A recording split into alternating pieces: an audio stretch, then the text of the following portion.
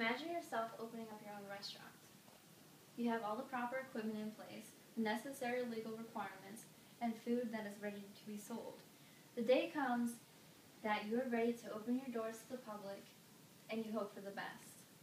But really, without taking the time to advertise, how many people are going to show up?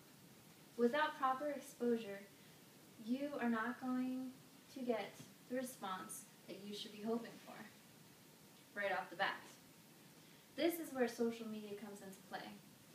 A strong presence in social media is critical for optimum business growth. Today, I am going to be talking to you about why social media is critical for growth, how to use social media for business growth, as well as what can happen if you choose not to participate in social media.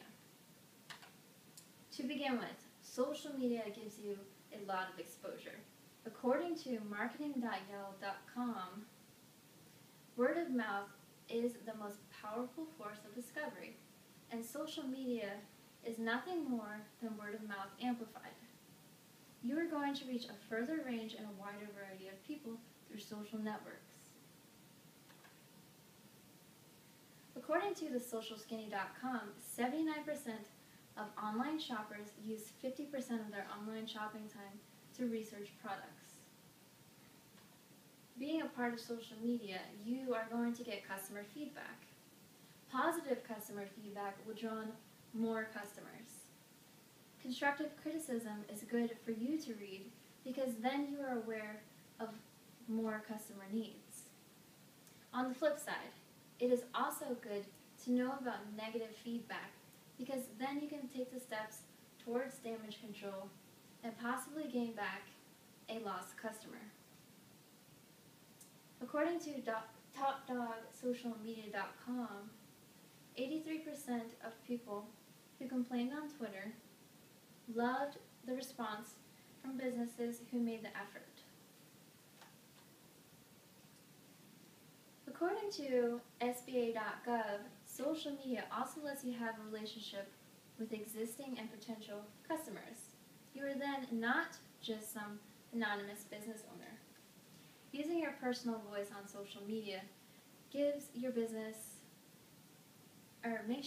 seem more human, and it can also make people feel special. Social media feeds our society's desire for convenience. For example, if I want to go to a new restaurant, I'm not going to get in my car and drive around aimlessly. I'm going to pull my iPhone and look on social media sites for restaurants. I will read the reviews, and then if I decide it is worth my time, I will simply input the address provided on the site into my GPS and be on my way. It is very convenient, and I see many people do the same thing. In fact, according to CBSNews.com, mobile users have increased by 62% in 2011 alone. Next, I will speak to you about how to use social media. You can use social media sites like Facebook and Twitter. I consider them to be relatively low maintenance because all you need to do is start up an account, input your business's information, and occasionally post things on what you are thinking or tweeting about. Then people can become fans of yours, their friends can see what they're fans of, and possibly become a fan of yours as well. According to digitaltrends.com, an average of 618 million people use Facebook on a daily basis. Odds are some of those people are going to come in contact with your business. Then there are blogs. Blogs I would consider to be higher maintenance because you're actually inputting entries. However, they are more detailed and interesting, and you can develop more of a personal connection through them. If you're using social media as a way to speak to people, you should always use your own voice because being authentic always gains trust more effectively. Last, I will speak to you about what if you choose not to participate in social media. MediaFeature.com says that 4 out of 5 active internet users visit social networks and blogs. If you are not present, you are going to lose all of that exposure. You are essentially limiting your business growth.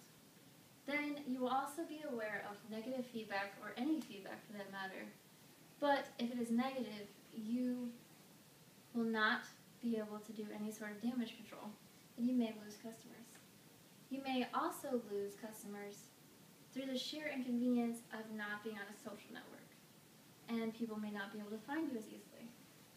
Why would you pass up so many opportunities to grow your business? In conclusion, I spoke to you about why social media is critical for growth, how to use social media, as well as what can happen if you choose not to participate in social media. Forbes.com aptly states, silence is no longer an option. People are online talking about your company whether you like it or not. Wouldn't you like to know what people are saying about your company? Don't you want to appreciate your fans? Remedy situations as they come up and further improve upon your business? You do not need to stand around waiting to be noticed anymore. You can use social media to be noticed.